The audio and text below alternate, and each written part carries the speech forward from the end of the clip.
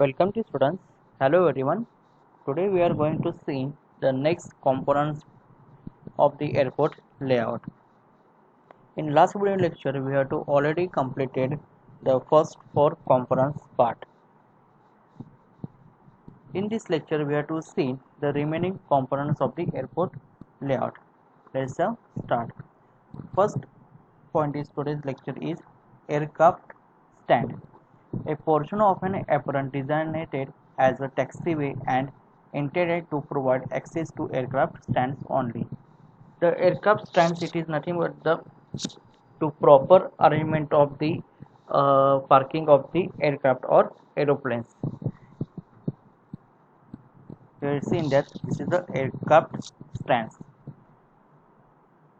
To proper arrangement or proper area we have to marking for the parking of the aircraft. The various aircraft stand we have to see in that here.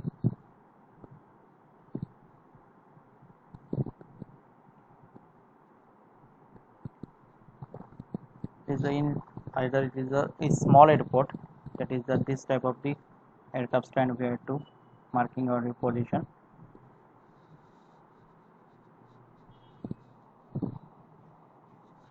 This aircraft stand we have to design as the nearest of the taxiways.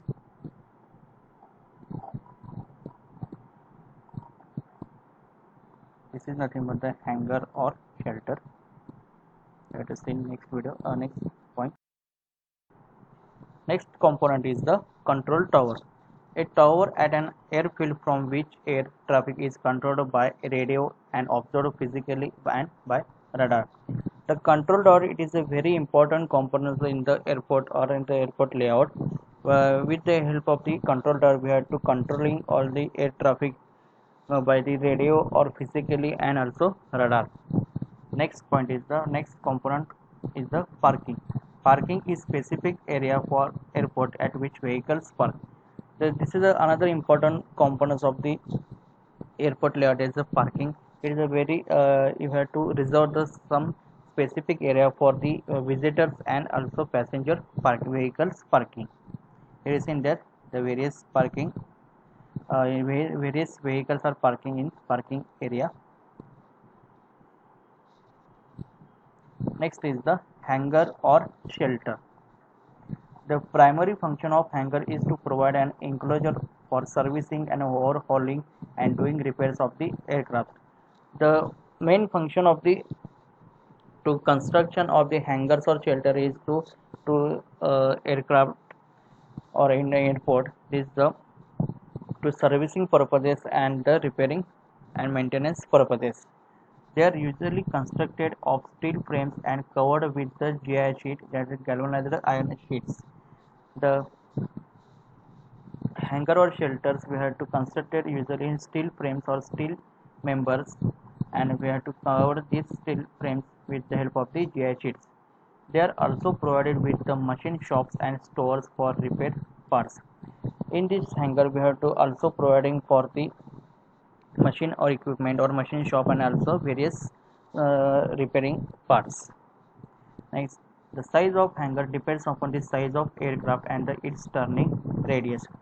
The size of the hangar or is totally depending upon the size of the aircraft and also it is its turning radius.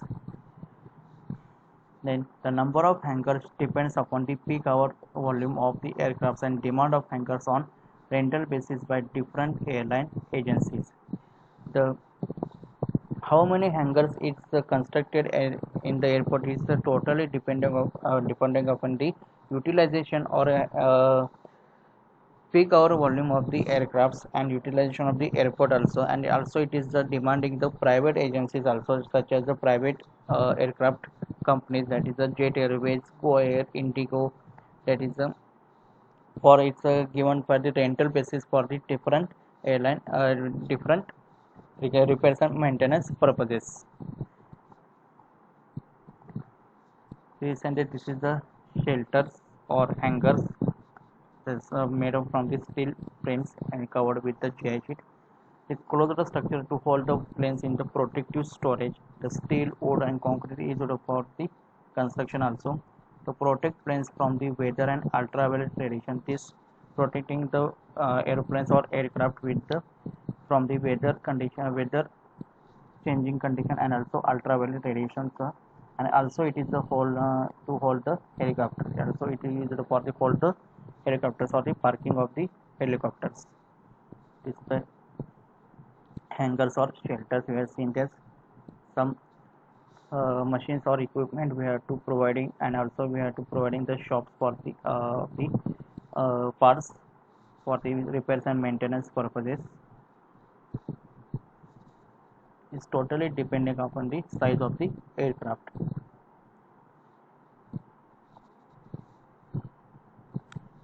Next one is the aircraft parking. The apron size and gate area are very much dependent upon the manner in which aircrafts are parked with respect to terminal building and the manner aircraft maneuver in the in and out of parking position in the gate. The aircraft parking is totally depending is upon the apron size and the gate area.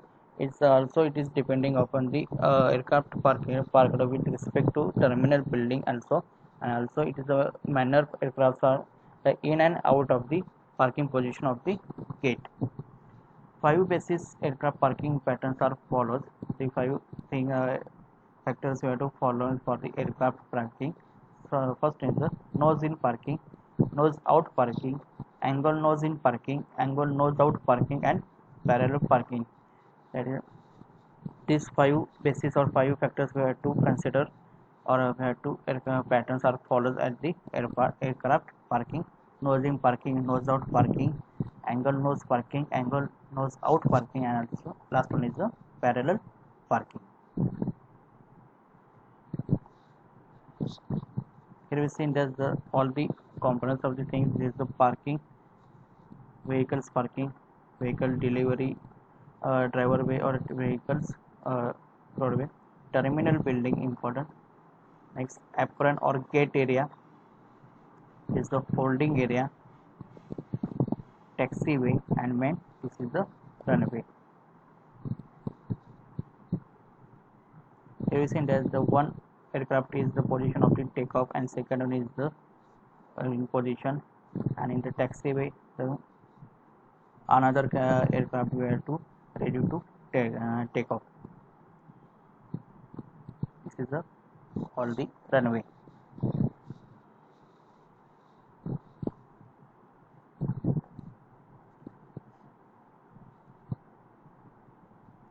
Next, the geometric design standards for the taxiway. At the time of the taxiway construction, we have to consider the geometric design standards. First, length, width, length of the taxiway, width of the taxiway, gradients, width of safety area, sight distance, turning radius is important, fillets, and separation clearance requirements. The turning radius, it is a very important. Here you see that is this aircraft we have to in turning coming on the taxiway, and this turning radius is the important of the taxiway. Is all the geometric factors or geometric design standards we have to follow for the time of the construction of taxiway. Length, width, gradients, width of safety area, sight distance, turning radius, fillets, and separation clearance requirements. First one is the length. The length, it should be short as practicable. The length of the taxiway, it should be in short in practicable. Next, width of the taxiway is lower than runway width. The width of the taxiway is it should be lower than the runway. This is because the aircraft run of the taxiway are not airborne, and the speed of the aircraft on taxiway is lower. Hence, pilot can easily maneuver the aircraft over smaller width of the taxiway.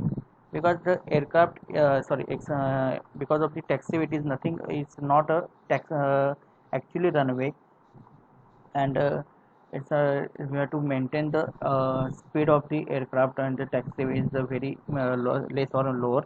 That cause the pilot can easily turning, or we have to easily turning this aircraft with smaller width of the taxiway.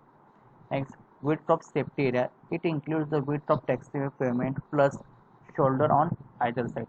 The width of the safety also includes the width of the taxiway its pavement plus shoulder on the either side. We have to provide the shoulder of the either side for the taxiway. Next important point or next point is the airport capacity or factors affecting the size of airport. It is nothing but the airport capacity. Then size of airport or airport capacity is depending the following points we have to see. First is defined by the space for operators, controlling system, facilities, manpower, and etc. The size of airport capacity is totally depending on the space of the operators, controlling systems, facilities, and manpower. Is controlled by peak aircraft traffic, aircraft characteristics. Is also it is the factors where the how it be controlling at the time of the peak hour aircraft traffic and also aircraft characteristics. Next, elevation of airport size above mean sea level or MSL. The elevation of this aircraft should be in above the MSL.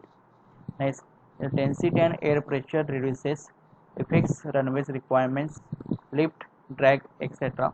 Aircraft performance varies, altitude, air density, pressure, and temperature.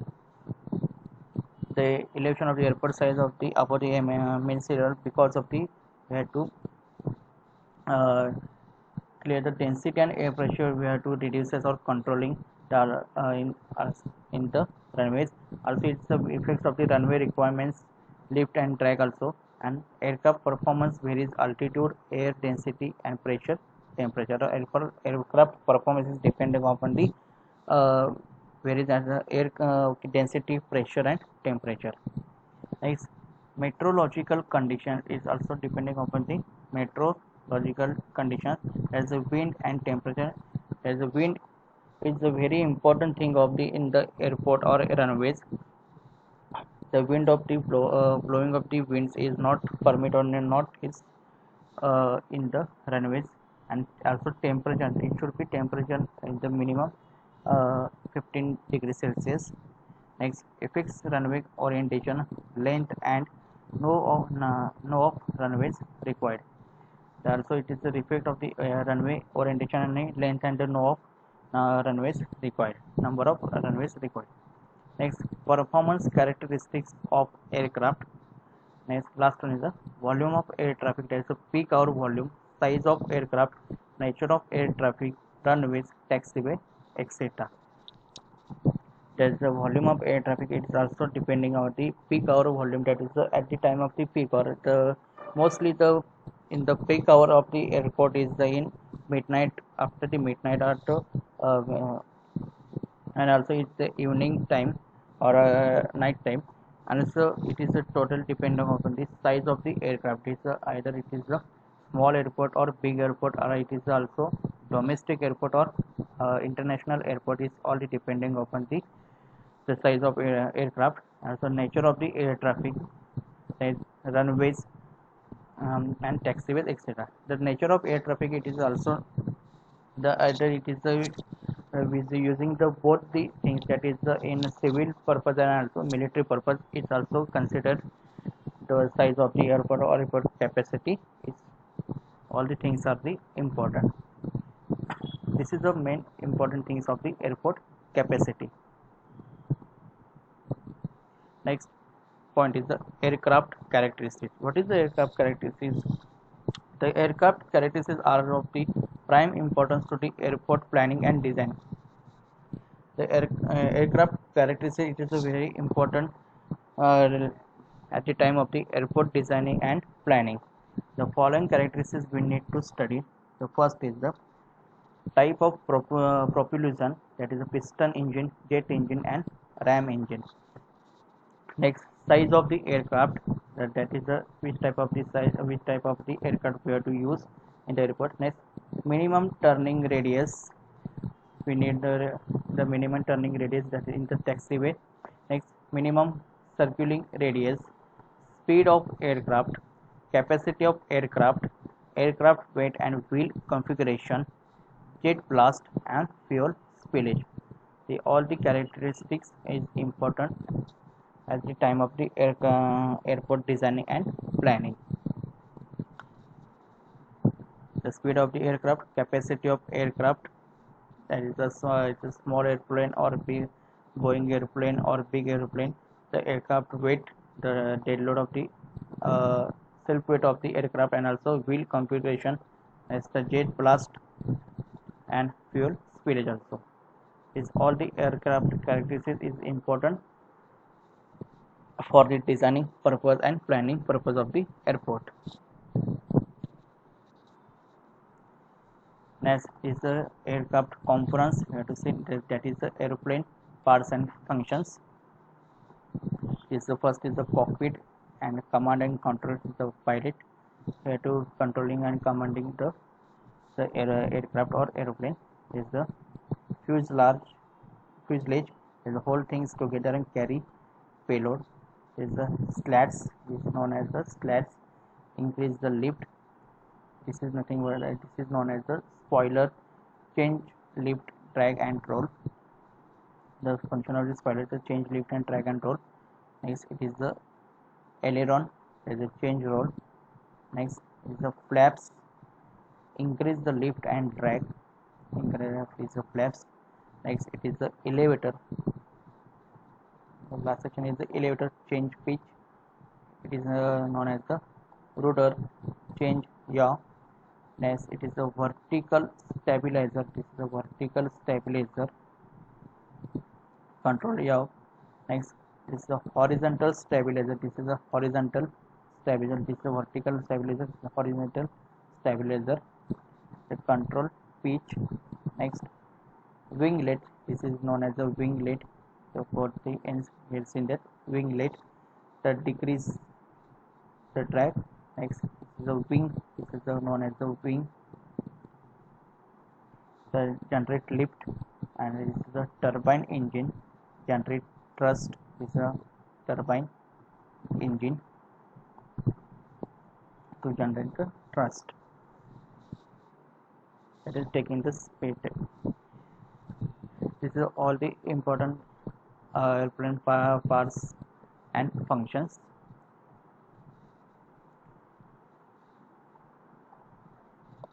Okay, today we have to stop here. In next video lecture we have to see the zoning of the laws or zoning laws of the aircraft. Thank you so much.